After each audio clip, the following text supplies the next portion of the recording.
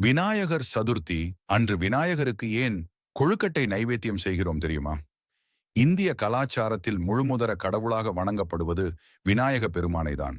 விநாயகர் சதுர்த்தி ஆண்டுதோறும் ஆவணி மாதத்தின் வளர்பிறை சதுர்த்தி நாளன்று கொண்டாடப்படுகிறது. விநாயகருக்கு படைக்கப்படும் மிக முக்கியமான நைவேத்தியங்களில் ஒன்று கொழுக்கட்டை. கொழுக்கட்டை இல்லாமல் விநாயகருக்கு படையல் நைவேத்தியம் என்பது இருக்காது.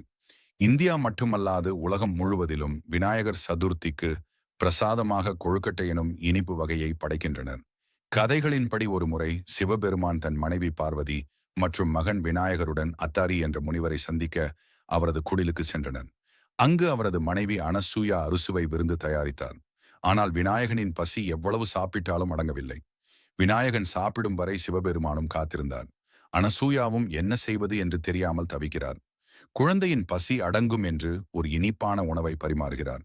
அதனை சாப்பிட்டவுடன் பெரிதாக ஏப்பம் விட்டாராம் குழந்தை விநாயகன். அனசூயாவிடம் இது என்ன இனிப்பு என்று பார்வதி கேட்டபோது அதன் பெயர் கொழுக்கட்டை என்று கூறினார். விநாயகரின் பசியை இந்த இனிப்பு வகை ஆற்றியதால் இனி வழிபடும் பக்தர்கள் 21 கொழுக்கட்டைகளை விநாயகருக்கு படைக்க வேண்டும் என வரம் கேட்டுள்ளார். அதனால்தான் விநாயகர் சதுர்த்திக்கு இனிப்பு கொழுக்கட்டை படைக்கப்படுகிறது.